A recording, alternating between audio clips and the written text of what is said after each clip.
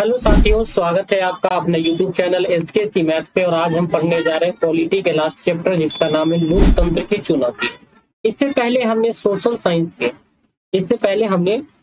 Science के सारे question को हमने एमसीक्यू का सॉल्व कर दिया है चैप्टर वाइज, जाकर के आप देख सकते हैं। आइए चैप्टर की शुरुआत करते हैं एक एक प्रश्न के साथ।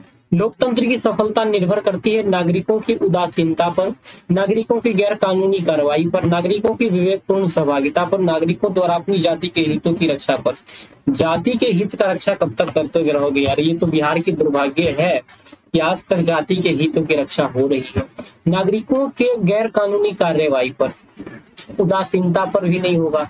नागरिकों के विवेकपूर्ण सहभागिता पे, यानी नागरिकों को चाहिए कि विवेक का इस्तेमाल करके सहभागी बने, वैसे लोगों को वोट दे जो काम का मतलब काम के लिए है, वैसे लोगों को वोट ना दे जो उनके जाति का है लेकिन काम ना कर रहे हैं।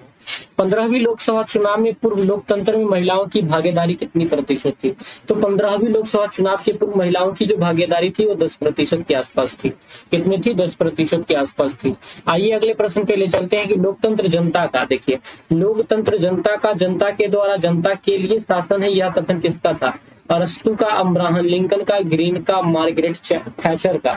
तो आप बताइए किसका था? ये तो सब बता सकते हैं सर, अब्राहम लिंकन का था। लिंकन ने क्या कहा था? डेमोक्रेसी जो है for the people, by the people and, और क्या है? जनता के द्वारा, बाय द पीपल। नए विश्व सर्वेक्षण के आधार पर भारत में मतदाताओं की संख्या लगभग कितना है? ये डाटा भी अभी चेंज हो चुका होगा मुझे लग रहा है, लेकिन फिलहाल अगर आप इसमें 71 करोड़ की आबादी माने तो चलेगा, क्योंकि इसकी डाटा चेंज हो गई होगी। लेकिन अकॉर्डिंग टू दिस क्वेश्चन हम ये कह सकते हैं कि इसका आंसर 71 करोड़ होगा। क्षेत्रवाद की भावना का एक कुपरिणाम है। कुपरिणाम मतलब जो अच्छा नहीं है। तो क्षेत्रवाद से अपने यहाँ क्या अलगाववाद की भावना आती है।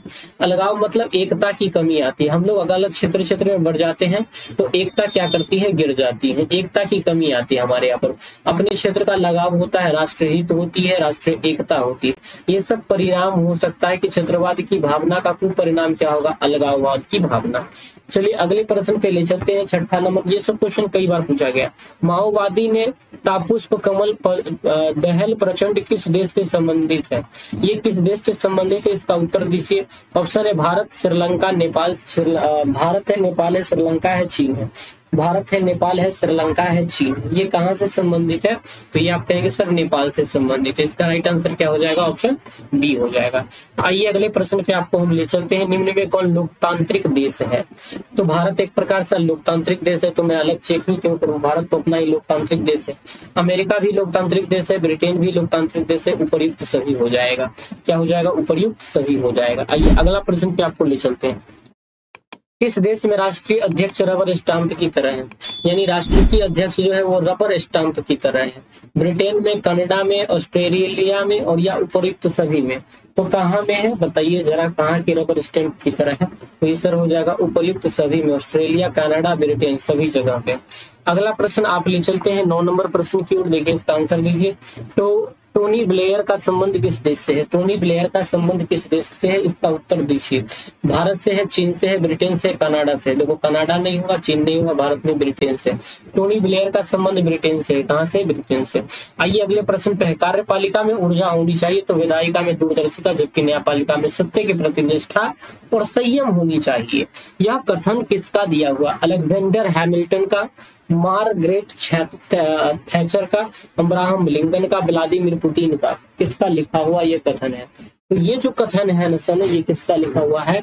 अलेक्जेंडर हैमिल्टन का लिखा हुआ है। अलेक्जेंडर हैमिल्टन का लिखा हुआ है।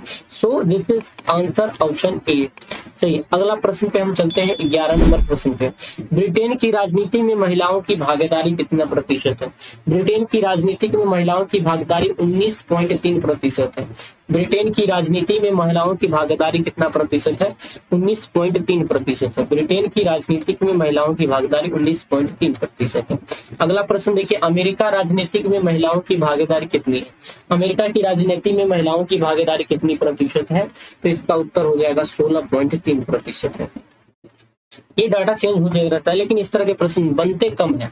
ये प्रश्न बहुत बन सकते हैं। 15वीं लोकसभा में कांग्रेस पार्टी को कुल कितनी सीट प्राप्त हुई थी? 15वीं लोकसभा चुनाव में कांग्रेस पार्टी को कुल कितनी सीट प्राप्त हुई थी, इसके बारे में बताना है। तो बताइए कितनी सीट प्राप्त हुई थी? जहां तक मेरा ख्याल है 202 सीट के आसपास इसे प्राप्त हुई थी, 165, 90, 212 नहीं, 202 सीट के आसपास इनको प्राप्त हुई थी। 13 के बाद आइए 14 नंबर प्रश्न क्या करें, 15वीं लोकसभा चुनाव के बाद भारत में महिलाओं की भागीदारी कितनी हो गई। तो 15वीं लोकसभा चुनाव के बाद महिलाओं की जो भागीदारी हो गई वो कितनी हो गई थी, तो 20% से अधिक बढ़ा दिया गया था। कितना, 20% से अधिक बढ़ा दिया गया था। आइए 14 के बाद 15 नंबर प्रश्न पे चलते हैं। 14 तक ही इसमें क्वेश्चन था, 1 से लेकर 14 तक आपको कितना सही हो पाया है और कितना गलत हो पाया है, यानी राइट और रॉन्ग दोनों बताइएगा। और चैनल को प्लीज लाइक कर दीजिएगा, छोटा सा क्रिएटर हूँ, आप लोगों के सहयोग से चलता हूँ। Love you, thank you very much, भगवान आपका भला करे।